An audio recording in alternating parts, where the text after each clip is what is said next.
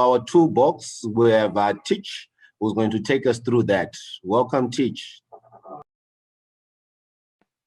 Welcome, guys. How are you?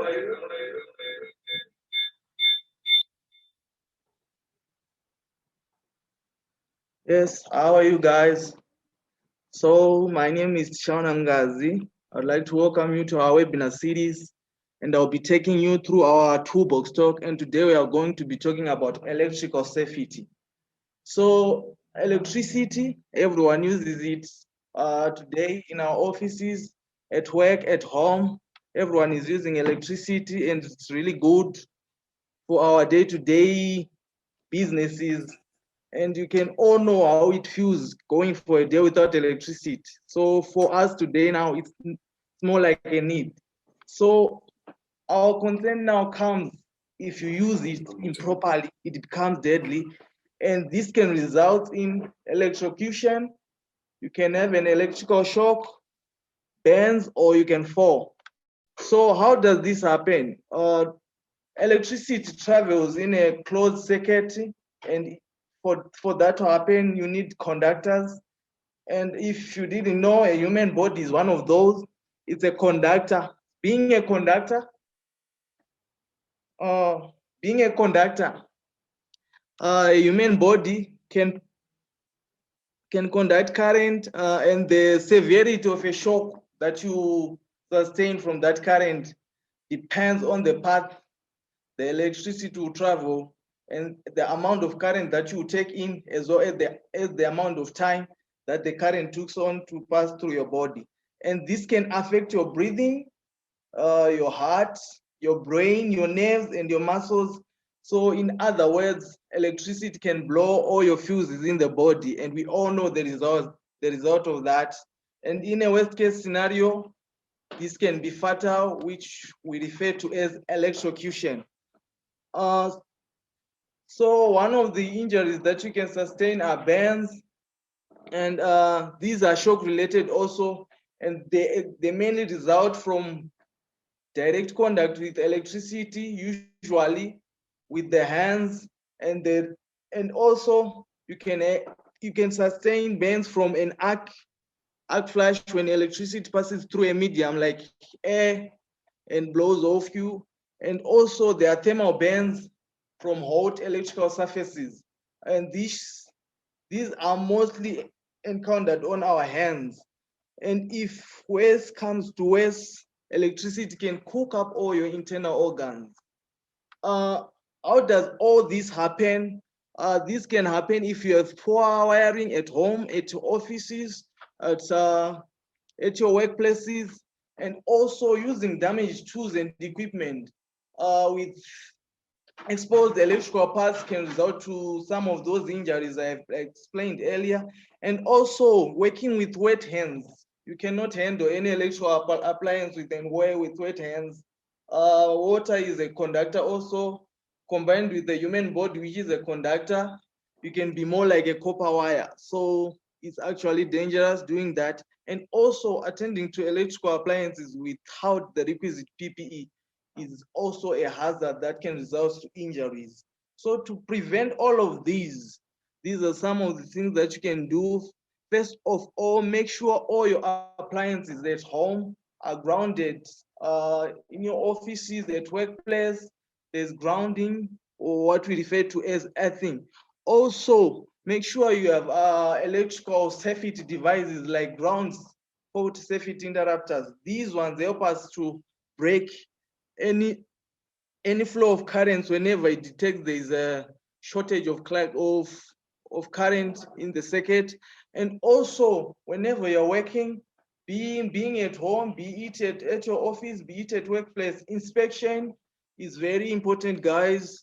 And this is and also preventative maintenance, so that you don't become a victim of electricity. Also, we can opt to use battery powered tools so that we don't get ourselves involved with electricity. And whenever you're at your workplaces, I guess all of us are familiar with the lockout and takeout procedures.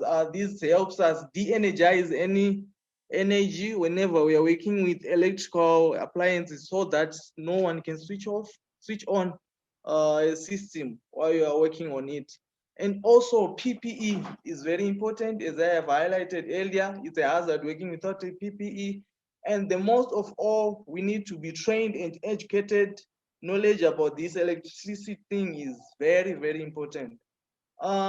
So in case of a victim, first thing is to turn off the flow of electricity, that is cut off any flow of current before or attending to the victim. And whenever you want to attend to the victim, make sure the current flow is really switched off, and you don't switch it off with your hands. You should use maybe a wood or a rubber stick to switch off the current. And in terms of emergency, first thing is to call an emergency service, then apply CPR if a person is not breathing. And also, if you are not trained in first aid, you don't render any first aid to any victim. So these are some of the things we don't do whenever we are working with electricity. You don't mix electricity with water, be it working with wet hands, be working at wet places or wet surfaces with electricity. And also whenever there's an electrical fire, you don't put it out using water, because water is also a conductor and that can escalate things. And also we don't overload circuits. I guess some of us in our offices right now, our circuits are overloaded.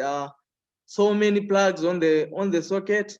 That is a don't for electricity. And also I discussed about grounding, and there is a third prong on all our plugs, that is the grounding prong. And you don't use any electrical appliance with a broken prong or without that prong. It's a hazard. And we have to be wearing your PPE. I'll keep on repeating this. Whenever you want to attend to electrical issues, you should be wearing PPE, electrical rated PPE. And also, as I've mentioned earlier, whenever there is a victim of electrical shock, you don't render first aid if you are not trained. And these are some of things we should do whenever we're working with electricity or see any electrical appliance. We have to treat every wire as live. Every electrical wire you see lying around, just treat it as live. Don't assume, guys. You don't know what can happen. Also, during your inspection, you see a fault or anything, any unsafe condition or anything that is abnormal, you have to report all of those. And one thing, I guess, at our workplaces, we have been hearing this, a clean area is a safe area. So housekeeping is very, very important. It eliminates some of the hazards that are associated with electricity.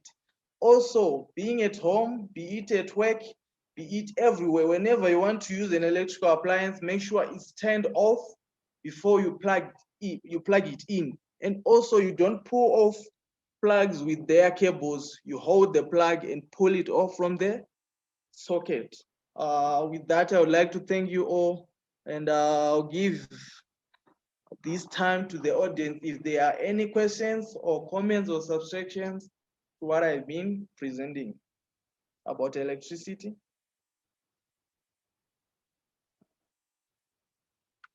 Hello, guys.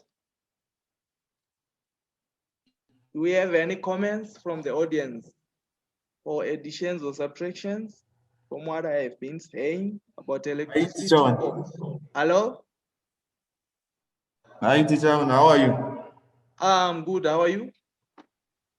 I just have a question on the issue of rendering first aid. You are saying someone is not supposed to render first aid in case someone is shocked with electricity. Let's say I'm the first person to arrive at the scene, and then I'm seeing someone is struggling. What's the best? Should we leave the person as they may be no first aid, of course, and then we arrive on the scene? What is the best way out to save life? Because that we know this is about life? What is the best way? Okay, the first response is to call an emergency medical service. Then if you don't know anything about first aid, it's best to just don't render any first aid, because the purpose of first aid is to prevent any further injuries. So if you are not knowledgeable about anything with first aid, you might as well escalate things with the victim. So it's best if you don't attend to the victim, just call the emergency medical services. That would be the best. I guess you are answered.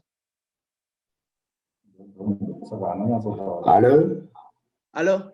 Maybe to add on to it, just to buttress the point being raised, you cannot administer CPR when you have not been trained. As SHEC practitioners, it is a requirement from the standard that we should have first aiders in our system. So basically, we are now obliged by the standard that we should have competent people to attend to these situations. So we are now forced to say, if we have got a situation that comes on the ground and we are SHEC practitioners, we should also be having the requisite qualifications on the ground to attend to issues. Because you want to save life, at times you then lose life in trying to save the life because you don't have the competence to do it. That's my contribution to buttress the point that was being alluded to by Chairman. Thank you, Mr. Mufunda. Then I guess you are answered. So It's okay, thank you. okay, thank you, Mr. Mike. So is there anyone with maybe to just add on to the hazard itself? The reason why you are being asked not to attempt to help the injured if you are not trained, there are two things. You either have to remove the hazard or remove the person from the hazard. So in some cases, the person gets electrocuted and is still connected to the electricity. So if you attempt to help the person without enough knowledge, then you equally put yourself in danger. Maybe that's the reason why we want you to know what you are doing first before you try to attempt and help the person. Yeah, that's it, Mr. Mugunda. I guess everyone is answered on that. Pixon yet, you can come up. Mr. Nyati? Mr. Nyati, are you there?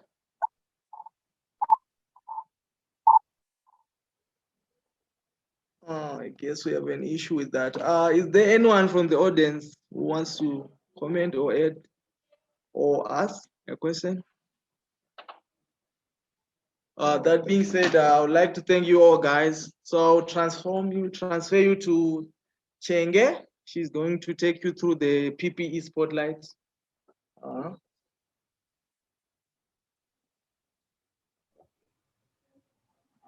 So I guess before Chenge starts, thank you for the presentation, Teach. That was really informative and great points that got raised regarding the issue of rendering first aid. First on the scene, now if you haven't been trained in it, I think as discussed and highlighted, first point of call for emergency services, for emergency support to respond.